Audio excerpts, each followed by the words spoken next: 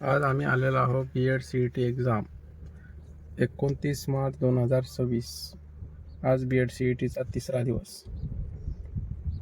27 तारखेपासून BEd CETच्या exam सुरू झालेल्या आहेत आणि आमचं सेंटर हे नायगाव येथील Jijau institute polytechnical and engineering college.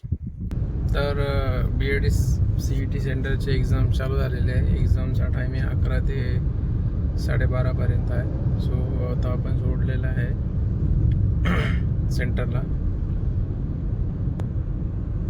Little थोडासा नाश्ता करूयात कुठेतरी. खोकला फारच वाढला आहे माझा. काल मेडिसिन घेतली होती पण तरी काही कमी झाला नाही. तर आपण नरशी नायगाव येथे नाश्ता करण्यासाठी चाललेलो आहोत. जवळपास मला अजून नाश्ता कुठे भेटला नाही कारण की ऑप्शनच नाही. ते ज्यूस वगैरे रसच मिळत आहेत, ते बी पण उसाचा रस. तर प्रचंड भूक लागलेली आहे. सो नाश्ता केल्याशिवाय तर एनर्जी येत नाही. सकाळी आम्ही फक्त नॉर्मल हाफ प्लेट्स पोहे खाऊनच निघालो होतो. नायगाव आपल्या सेंटरपासून 2 किलोमीटरच्या अंतरावर. हॉटेल भेटत नाही आहेत आपल्याला, सगळे ढाबे दिसत आहेत. पोरांना विचारलं, काहीतरी राधे गोविंद नाव यांनी सांगितलंय. बघूयात आपण. तर भेटूयात, ट्राय करून येऊता, चौकामध्ये जाऊन बघूता. तर उडपी बघूता इथे. आता वडा खाऊयात मस्त. जेवण तर इथं भेटत नाही आहे कारण की एक डिसेंट असं रेस्टॉरंट नाही आहे. सो आपण एक प्लेट वडा घ्या. प्लेट वडा. तर आपण वडा मागितलेला आहे. सो पहिलं टेस्ट बघूता. टेस्ट आवडल्याच्या नंतर मग दुसरं काहीतरी ऑर्डर करूया. वडा आलेला आहे.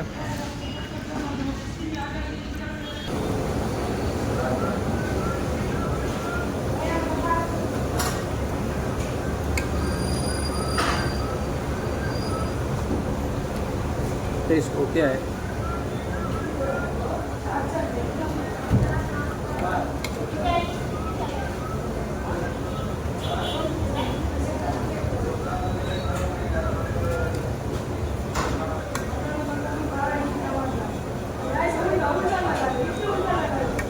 फारच ऊन आहे. नरशी नायगाव फार ऊन आहे.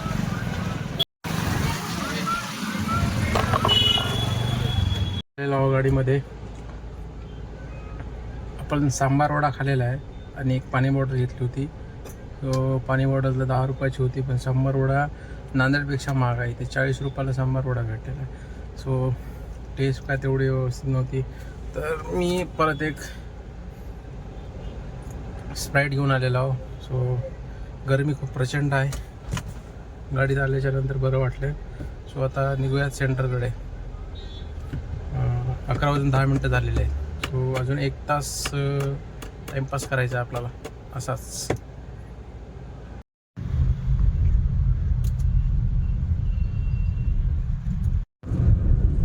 वडा एवढा ऑइली होता ना की त्याने सगळं मूड असा पूर्ण खराब करून टाकलं. म्हणजे चव नावाचा प्रकारच नव्हता त्याला. टेस्टलेस. जाऊ द्या, असं आता होत असते असं.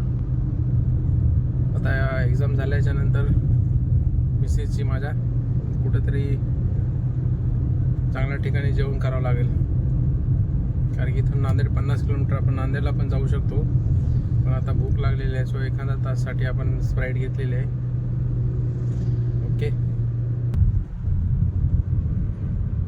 CNG कालच भरलं होतं. आज 3 गाड्याच आहेत परत.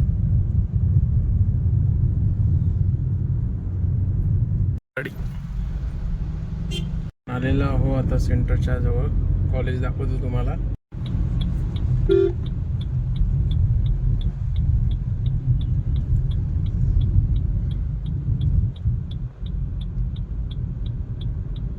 हे आहे कॉलेज बघा.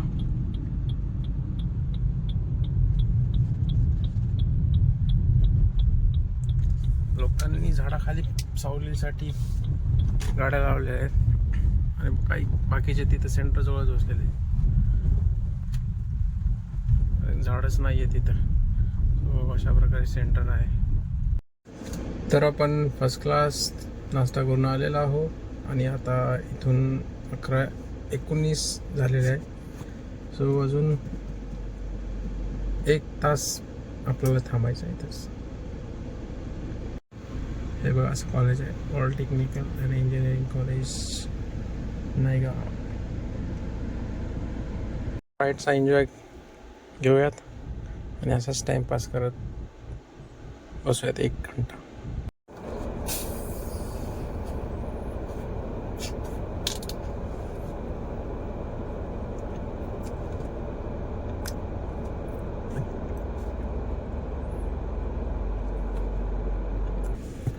बाहेर ऊन आहे आणि आपण गाडीमध्ये मस्त AC लावून स्प्राईटचा आनंद घेतोय.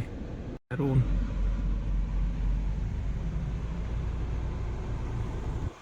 इकडे बांधकाम पण चालू आहे. ती छोटीशी मशीन बघा.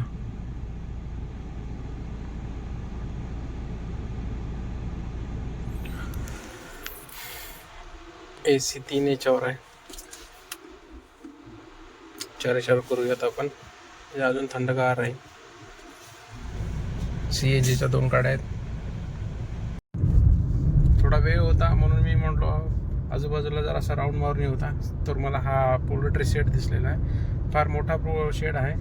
हे बघा शेडची लेंथ, याच्यामध्ये पक्षी पण आहेत आणि बॉयलर दिसत आहेत. बॉयलर बघा किती मोठा शेड आहे.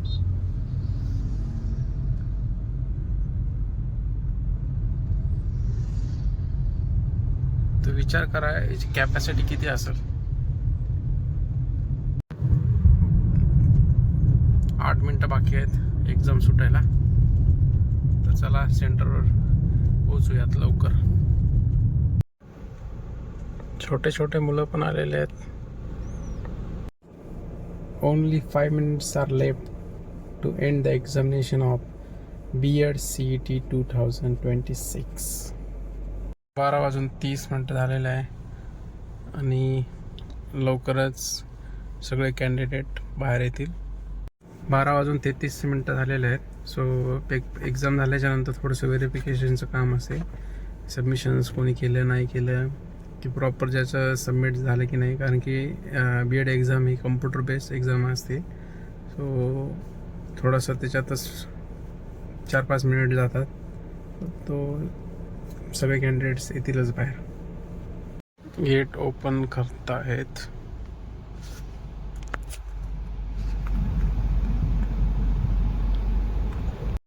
कॅन्डिडेटला सोडलेलं आहे.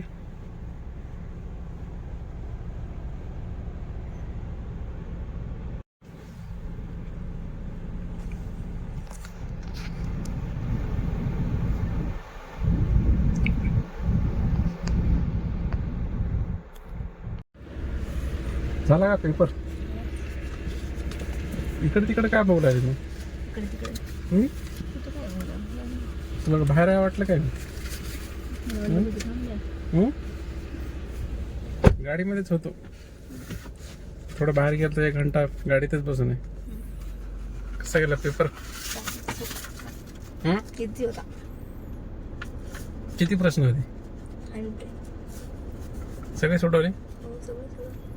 आणि जाता वेळेला टिप्स दिली होती मी की जे प्रश्न येत नसेल त्याला काय करायचं? सी मारायचं. कारण की बऱ्यापैकी आन्सर हे सी असतात. आणि B.Ed CETला निगेटिव्ह मार्किंग नव्हती, त्याच्यामुळं आपण जरी एखादा क्वेश्चन अटेम्प्ट केला जे येत नसेल तरी ते आपल्यासाठी पॉझिटिव्ह असते. निघायचं का घरी? चला तर निघूयात घरी.